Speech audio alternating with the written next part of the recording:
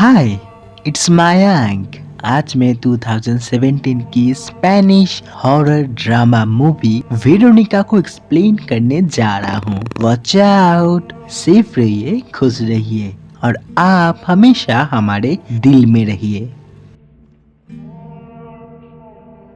Movie का start होता है बारिश में भीगी हुई अंधेरी रात से, जहाँ कुछ पुलिस की गाड़ी बहुत ही तेजी से कहीं जा रही होती है। असल में वेरोनिका नाम के लड़के ने पुलिस को फोन करके बताया कोई उनके घर घुस आया है और उन्हें मारना चाहता है।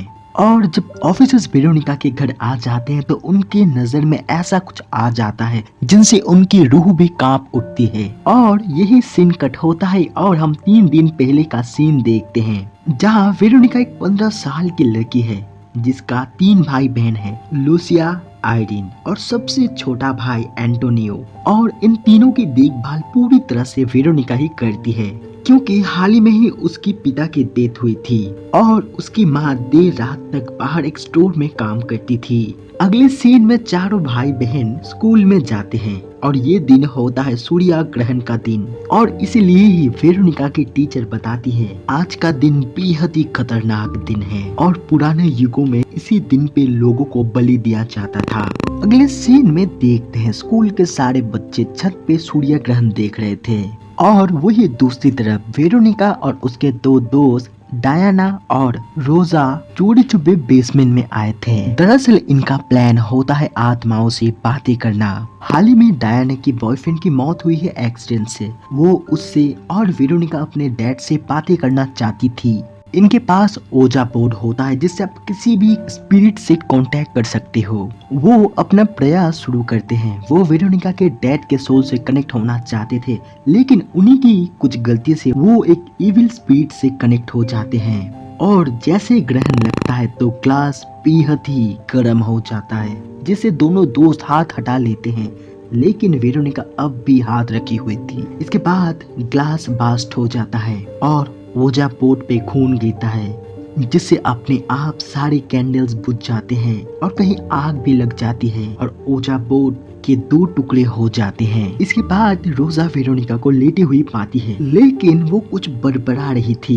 अब रोजा सुनने की कोशिश करती है, लेकिन वो सुनते ही बेहद ही डर जाती है। और तभी वेरोनिका शैतानी आवाज में बेहद ही जोर से चीखती है और बेहोश हो जाती है। जब उसे होश आता है वो स्कूल के डॉक्टर के पास थी। डॉक्टर उसे अच्छा खाना खाने के लिए रिकमेंड करते हैं। इसके बाद जब वो घर जा रही थी उसे एक नन घूर रही थी, लेकिन अजीब बात तो ये थी असल में वो नन अंधी थी और उसे लोग सिस्टर डीथ के नाम से जानते थे। और इसी दिन के बाद से उसकी जिंदगी पूरी तरह से बदल जाती है और उसके साथ भूतिया कारनामा होने लगता है। वो बार बार ओजा बोर्ड को ऊपर रख रही थी, लेकिन वो बार बार जमीन में आ जा रहा था। वो खाना खाने जाती है तो कोई बुरी शक्ति उसे पूरी तरह से फ्रीज कर देती है और यही नहीं, उसके शरीर में किसी के पंजों के निशान थे। इसके बाद जब वो अपने भाई एंटोनियो को नहा रही थी तो बाहर कुछ अजीब से आवाज उसे सुनाई देती है।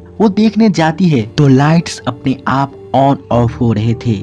तभी अचानक ही दरवाजा बंद हो जाता है और तभी उसका भाई एंटोनियो जोर जोर से चीखने लगता है। वो जैसे तैसे वहां जाती है तो वो देखती है उसका भाई गर्म पानी से नहा रहा था, जिससे एंटोनियो का स्किन जल जाता है। अगले सीन में वेरोनिका सोने जाती है तो अचानक ही उसे कुछ आवाजें आती है। वो देखती है उसका भाई बहन उसकी ही अलमारी में छुपी हुई है और उसके मरे हुए पिता उसकी तरफ ही बढ़ रहा था, उसका नाम लेते हुए। अचानक ही कोई बुरी शक्ति उसे बेड में खींच लेती है और उसे मारने की कोशिश करती है। और यही हम देखते हैं, ये कुछ नहीं बस वेरोनिका का एक बुरा सपना था। अगले सीन में वेरोनिका स्कूल में अपने दोस्तों से बातें करने जाती है तो वो उसे इग्नोर करते हैं। अगले सीन में वो बेसमेंट में जाती है क्योंकि उसे जानना था उसके साथ चल क्या रहा था। वहाँ सिस्टर डेथ थी जो बताती है तुमने जो यहाँ किया वो बेहद ही गलत था।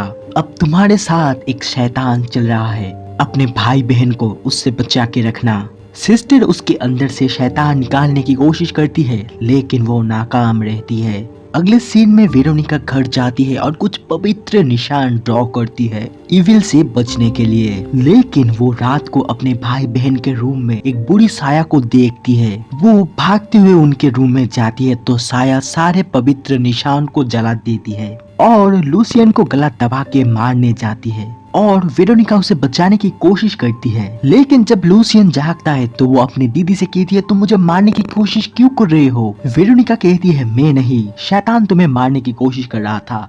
लूसियन कहता है यहाँ कोई शैतान नहीं है, तुम ही मुझे मारना चाहती थी। अब वेरोनिका समझ जाती है अगर उसे सबको प्रोटेक्ट करना है तो सबको एक साथ रखना होगा। अब सब एक साथ सोते हैं। आधी रात को वेरोनिका को एक आवाज आती है, वो देखने जाती है तो वहाँ वही शैतानी साया फिर से आ गई थी। अब साया दरवाजे के सामने आ गई थी और दरवाजा खोलने जाती है। जब दरवाजा खुलता है तो हम देखते हैं उसकी माँ आई थी। तो बच्ची डरे हुए अपने माँ से कहती है यहाँ शैतान है और शैतानों से वेरोनिका हमें प्रोटेक्ट कर रही थी। इससे उसकी माँ वेरोनिका को डांट देती है और कहती है तुम्हें बच्चों के सिर में ऐसी बातें घुसाना नहीं चाहिए। इसके बाद वेरोनिका सोने जाती है तो सुबह उसके रूम में उसके भाई बहन आ जाते हैं जो उसके बाल खींच रहे थे और उसके हाथ से मीट काट के खा रहे थे। फिर छोटा भाई एंटोनियो आ जाता है जो उसे गला दबा के मार ही डालता है। फिर हम देखते हैं ये तो फिर से उसका बुरा सपना था, लेकिन जब वो जागती है तो उसके पेट में ब्लड थे। फिर वो मैट्रेस को साफ करने जाती है। फिर जब वो मैट्रेस को पलटाती है तो वो देखती है नीचे जला हुआ निशान था और ये बस उसके मैट्रेस पे ही नहीं उसके भाई बहनों के मैट्रेस पे भी था। अब उसका भाई एंटोनियो बताता है कल रात उसके पिता आए थे जिन्होंने कहा था वो एंटोनियो को अपने साथ ले जाएंगे। और ये सारी बातें सुन के वेरोनिका बेहद ही डर जाती है। वो कहती है तुम्हें किसी की बात सुनने की जरूरत नहीं है और अगली बार तुम्हारे साथ ऐसा कुछ होता है तो तुम आंख और कान बंद कर लेना और मुझे बुलाना।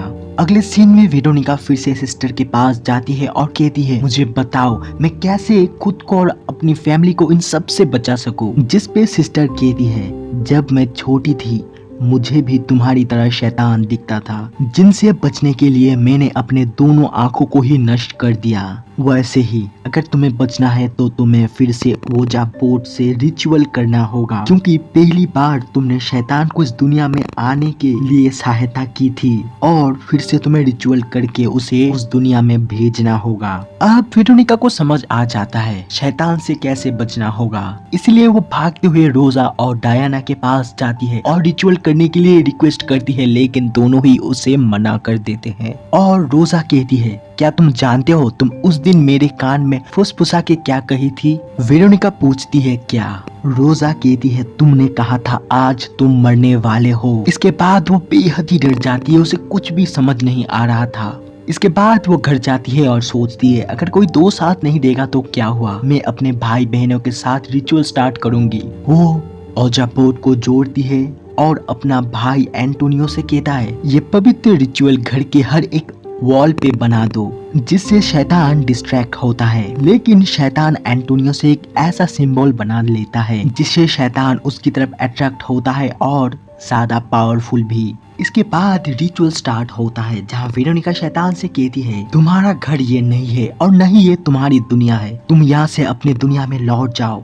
लेकिन शैतान जाने से साफ इनकार करता है और एक बार फिर से वो ओजा बोर्ड को 2 टुकड़ों में तब्दील कर देता है और ग्लास रोल करने लगता है। वो रोल करते हुए दूसरे रूम में चला जाता है और ग्लास मैट्रेस के पास आके रुक जाता है और जैसे ही वो मैट्रेस को देखने जाता है तो मैट्रेस के अंदर से एक शैतान निकल आता है जो उसे खींच के अंदर लेना चाहता था। लेकिन वेरोनिका जैसे तैसे उसे छुड़ा के भागती है और तभी रूम के सारे लाइट अपने आप फट जाने लगते हैं। अब वेरोनिका बेहद ही डर जाती है और पुलिस को फोन करके कहती है उसके घर में कोई घुस आया है जो उन्हें मारना चाहता है। और तभी एंटोनियो को शैतान पकड़ के ले जाता है और वो उसके पीछे जाती है और खिड़की तोड़ के बाथरूम में एंटर होती है जहाँ उसे एंटोनियो मिलता है। इसके बाद वो सबको घर से बाहर ले जाना चाहती थी। वो लोग पहाड़ की तरफ भागते हैं और यही सीन कट होता है और हम उनकी माँ को देखते हैं जिनके स्टोर के सामने से पुलिस जा रही थी उनकी ही घर की तरफ, इसलिए वो अपने घर की तरफ भागने लगते हैं। अब देखते हैं वेरोनिका दो भाई बहन को बाहर निकल चुकी थी और तभी उसकी नजर मिरर पे जाती है और वो देखती है उसके पास एंटोनियो नहीं है। अब वेरोनिका सारे घर में एंटोनियो को ढूंढने लगती है और तभी घर के सारे सामान अपने आप ही गिर रहे थे। उसे बाथटब में अपना भाई दिखता है जो शैतान के गिरफ्त में था। वेरोनिका उसे बचाने जाती है तो शैतान उसे शीशे में दे मारता है और हम शैतान को उसके पीछे ही देख पाते हैं और यही वेरोनिका को रियलाइज होता है शैतान असल में और कहीं भी नहीं उसके अंदर है, वो खुद ही शैतान के वश में है। और इस घर में जितने भी भूतिया कारनामे हुए ये सब कुछ वेरोनिका की ही करतूत है। भाई को गर्म पानी में डुबा के जलाना, बहन को मारने की कोशिश करना, सब उसके अंदर के शैतान ने उससे करवाया। वेरोनिका को बेहद ही अफसोस हो रहा था। वो सोचती है अगर वो खुद को मार दे तो शायद सब कुछ ठीक हो जाएगा। वो खुद को मारने की कोशिश करती है तो शैतान उसे रोक देता है और तभी ऑफिसर्स वहां आ जाते हैं और वेरोनिका को हवा में छटपटाते हुए देख के उनकी रूह भी कांप जाती है। और आप समझ गए होंगे मूवी यहीं से ही स्टार्ट हुई थी।